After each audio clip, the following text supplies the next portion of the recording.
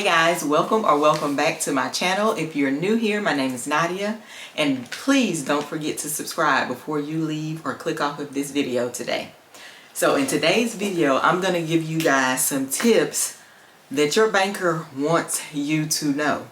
So guys, I need you to think, oh, do I do this? And if you do find yourself doing this, stop it. Okay, so we're gonna make this video short and sweet and get right to it. So the first thing that your banker wants you to know, people, when you go to the bank to get paperwork notarized, please don't expect the banker to sit and explain what the paperwork is that you're getting notarized. You're bringing a legal document to the bank most of the time to get it notarized. You should know what the paperwork that you're bringing to the bank is about before you sign your signature on it and get someone to notarize it for you. Why are you signing your signature on something that you don't even understand what it is? It's your job to figure out what it is that you're getting notarized, not the notary's job. They're there to notarize, not to explain your paperwork to you. Okay, that's the first thing. Second thing is, when you're doing a transaction, just tell them what you're doing. Don't tell them how you want it done. If you tell them, okay, I want to do X, Y, Z, they know how to do it because it's their job. They're trained to do it.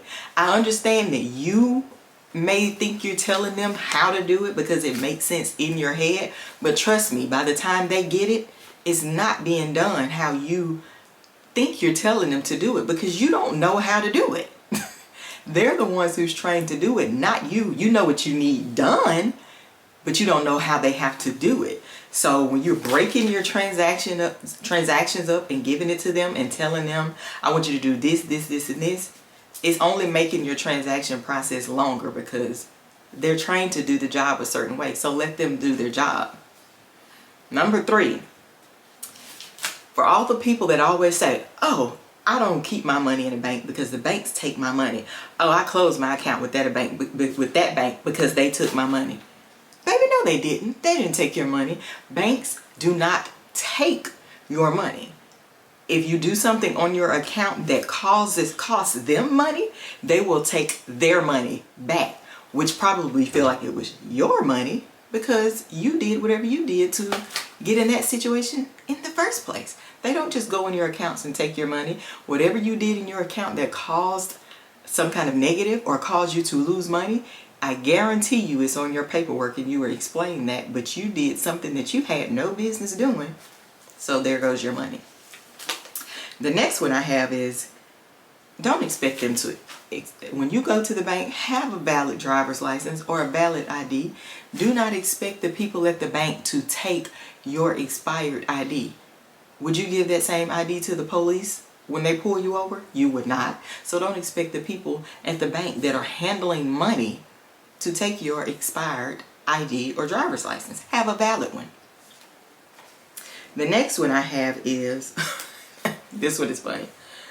When you go through the first lane in the drive-through, this is when it happens in 2 lane, the second lane also, but especially the first lane. When you go through those first 2 lanes, you don't have to stare at the tellers that are on the line. You staring at them does it nothing. Like, what is the staring for? I've heard people say, oh, I stare to make sure they're not doing anything to my money. It's not your money until it comes out and gets in your hand. Before that moment, it is their money. It is the bank's money. So no matter what you do or stare them down, you looking at them, it is not your money and it's not going to change anything. So stop staring at them. It does nothing but make them wonder, why is he or she staring at me? And then they keep on doing their job. The staring that changes nothing. It helps nothing. So the next thing I have is, okay, when you have, we'll say a check, for instance. When you have a check and you want to come into the bank, say for instance you are Jane Smith and you have John Smith's check over here. But John Smith is not on your checking account. But you bring John Smith's check in there and say, I want to deposit this check into my account, and get mad because you are told no, why do you think that it's okay for you to put someone else's check in your account that is not yours? Well, he told me I could put it in my account. How do we know that? How do we know that John told you you can put his check in your account? For all we know, you stole the check from John. You found the check on the ground. You took it out of the mailbox. It could be anything. We don't know that John told you you can put his check in your account. So their job is to not do it because they don't know where the check came from. And then when John Smith comes and says, well, you let Jane Smith put my check in her account and I didn't give y'all permission to do that. I want my money back. Now that bank is out of the money because you did something that you weren't supposed to be because Jane told you to do it. No, it doesn't work like that. I don't know why that seems normal to people, but it does. It don't work like that, sis. The next thing is when you go to the bank and the banker asks you for your ID, just give it to them. What is the purpose of you getting upset because they asked you for your ID? And then the people that say, I've been banking at this bank for 30 years. You gonna ask me, I've been banking at this bank longer than you've been born. Exactly. You've been banking here for 30 years. You've been banking here longer than I've been born. You've been banking here longer than I've been working here. But you expect me to know who you are just because you have had paperwork with this bank for X amount of years?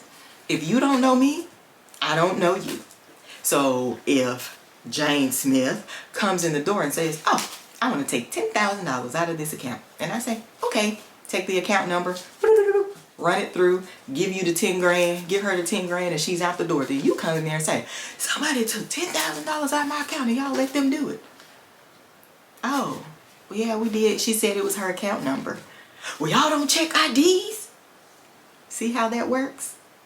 That is the reason for the ID checking. That is the reason. It's for your protection and it's for the banker's protection. We do it to keep our job and we do it to keep your money. So quit getting attitudes when these people at the banks ask you for your ID. We're trying to keep everything safe, everything taken care of, everybody's money in place, everybody's jobs in place. It is for your protection. It don't matter how long you've been banking there. That person probably hadn't been banking there but a week or two. And if they never seen you, they're not going to know you. And if they only seen you once, maybe twice, they're not going to know you. These people see thousands of people a week or a month. They're not going to know you until they get to know you. And they'll probably get to know you when you get to know them. Not on your first time coming there. Get it? Okay, so the next thing. If you have an account with a bank and you have no money in the account, like literally your account is at a zero balance, you do not have an account. You just have your name in a system, not an account. And that system is going to eventually close you out. So in order for you to be considered an account holder or have an account, you have to actually have money in the account. It don't even have to be hundreds or thousands of dollars. It's just something, not at a zero balance. Stop thinking that just because your name is in a system, even though you know your account is at a zero, that you have an account, because you don't. They will get rid of you just like any other kind of business that you have nothing with them but a name. They will close you out. It's just how banking works. The next thing is, this is to help you.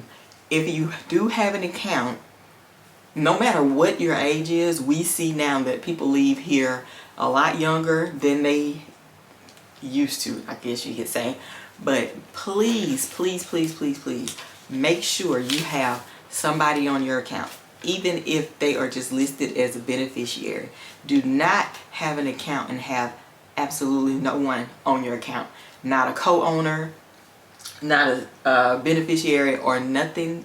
Don't have an account with nobody on there, because if something happens to you, God forbid, now your family, whoever is next of kin, they have to go through so much more to get to that account and get things taken care of for you than they would if you had someone listed as at least a beneficiary on your account. So no matter what your age is, you need to have someone listed on your account as a beneficiary. Please do. Okay? The next thing that I want to tell you is I have a checking account, or I have 3 checking accounts. It's not I have a checkings account or I have 3 checkings accounts.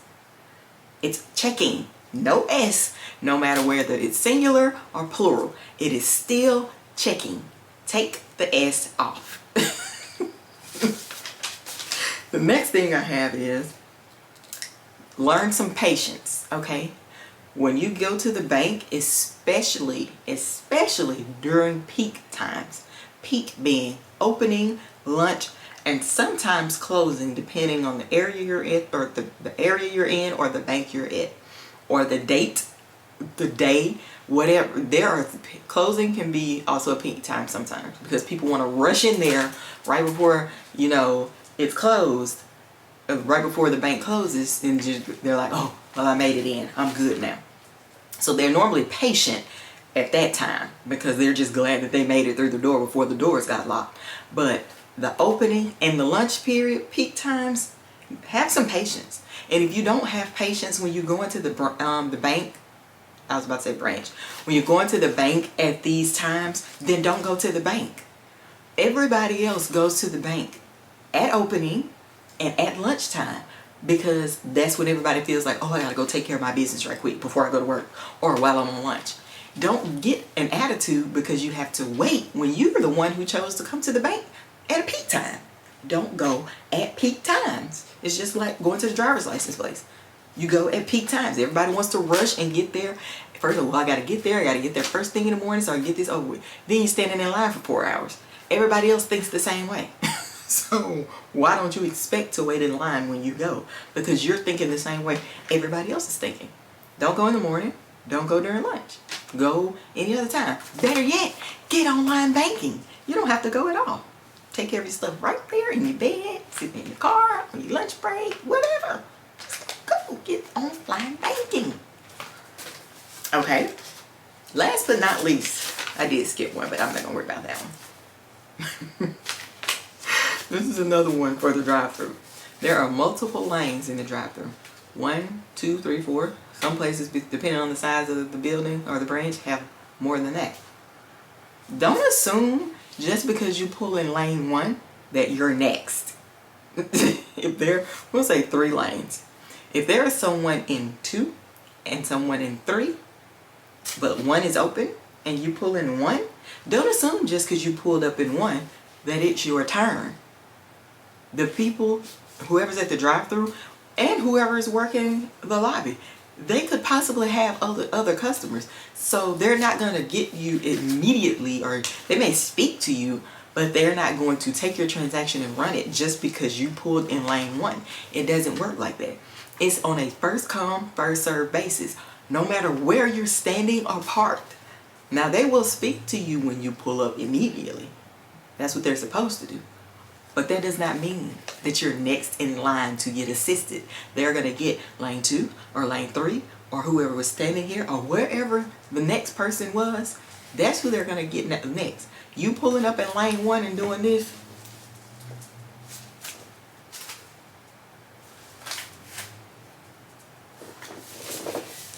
Dang, anybody in there working?